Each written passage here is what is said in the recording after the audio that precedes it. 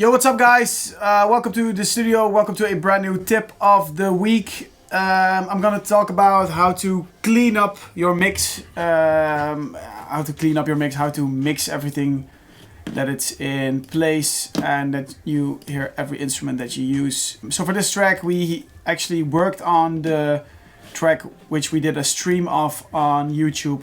So we made this one live with all the followers and all the viewers. I worked on this track for a bit now and it's getting there almost.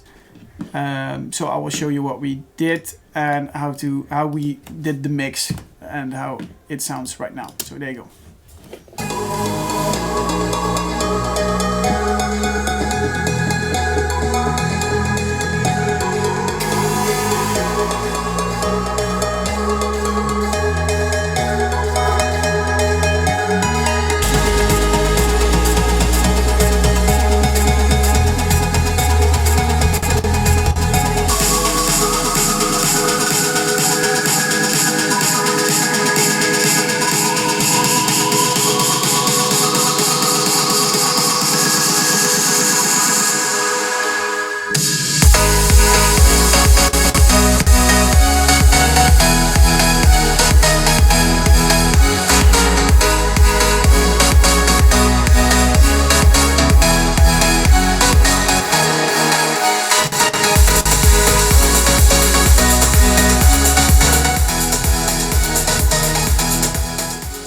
So as you hear, we worked on this track and it sounds pretty good right now. It's not, obviously it's not there yet and we still have to mix everything really properly, but I can show you guys what we did with the pianos, with the synths and with the drums and percussion after 15 seconds of the drop. Starting off with the bass and the kick, which is the foundation and the base of your whole track, which is very, very important. So for this track, our kick, which we made in Kick 2 Sonic Academy, which is a really nice kick plugin, and this is what we made out of a preset called Sweet.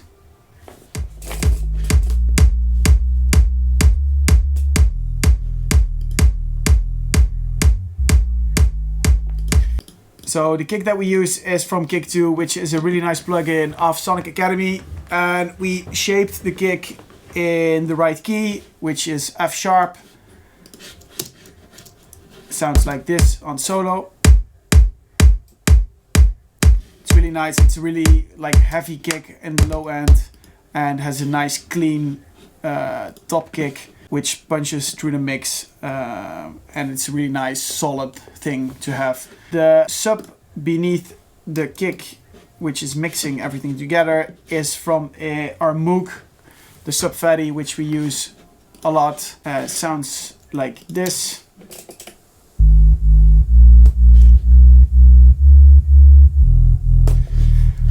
Now, according to mixing a sub, which is difficult and we struggled with it many times, this is a nice trick to do. Normally we put on a classic clipper, but for this track we want to give it just a little bit more of that grunchiness, which gives a lot of harmonic things in your sub. So limiter 1, a L1, which is a nice limiter. After that, a second one, after that a third one, and they're all doing kind of the same thing, which is limiting just a little bit. So every limiter does the same thing but then after each other. So it sounds like this without the whole processing.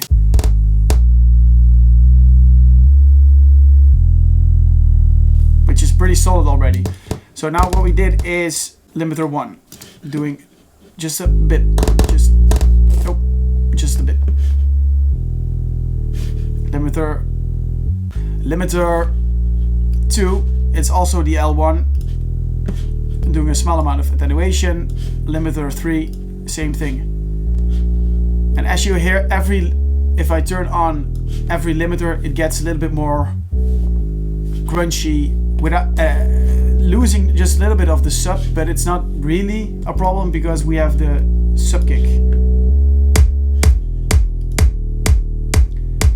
makes your sub come alive. And it's just a trick that we learned on YouTube, because we also learn a lot on all those tutorials online.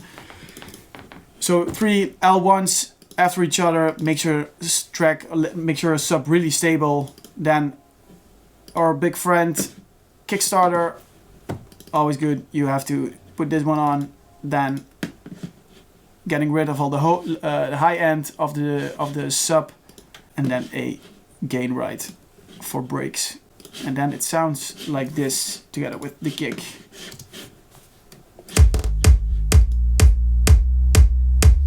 That's actually really, really solid. As I said, your sub and your kick are like the foundation of your track, and you have to build everything up on those sub and on those kick. It's really important to mix your kick and your sub really solid, so your whole track has that body that it needs. And especially in the music genre, electronic dance music, it is important that your kick and your bass are really stable.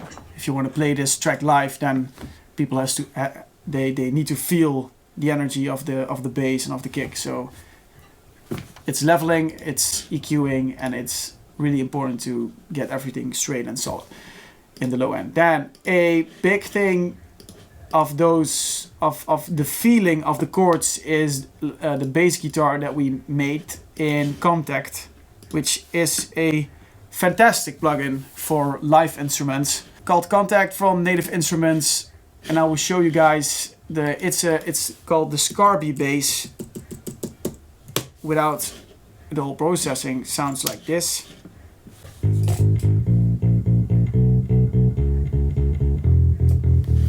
Now this is important because it's kind of muddy, which you don't want in your track, is like boosting all those muddy frequencies. So be careful with that. That's why we used for start a REQ from Waves, getting those 400 hertz frequencies out and boosting a little bit of the high frequency so it blasts in your ears. Then it sounds like this. Classic G compressor for bus, for that gluiness. It sounds really nice. Sidechaining.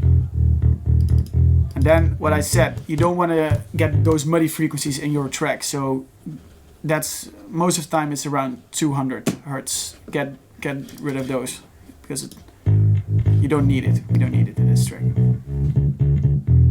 especially those frequencies. So getting rid of those, turning on max bass just a little bit higher.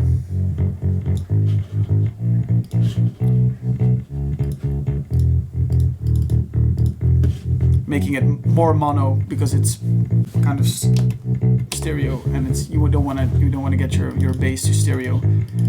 Another thing that we use for this to get rid of those stereo frequencies in your bass section is the Brainworks BX1. You have a mono section and a stereo section, and on the stereo section we get rid of those bass frequencies by turning this one up to 150. So your bass, your kick, and your sub can breathe. So it sounds way more open if you do this. So it sounds like this. Really stable and really nice. If you mix this with your kick and your sub, it sounds like this. Thing is, with a bass guitar, it's actually it's nice to have in your track because it's a instrument that people know, and it gives a lot of warmth to your mix. What is important is the pianos on top. I used 2 pianos. One is the classic dance piano, and that's kind of in the middle. So we put a S1, which is a stereo imager. Getting down, this is mono.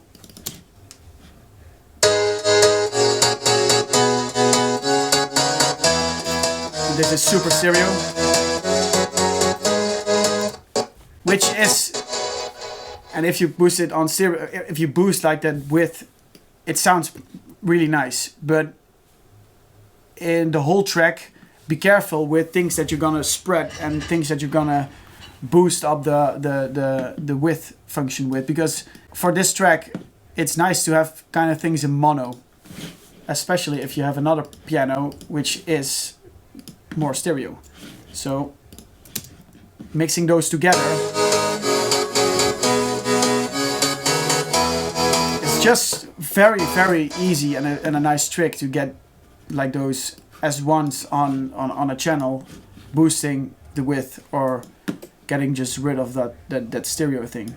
Like if you're building a track and try to mix it, give everything their own place and thing in the track so it can do its thing. Like for instance, all the leads for us, we don't have all of them in stereo, all of them in mono, because some things just don't work in like really wide spectrums.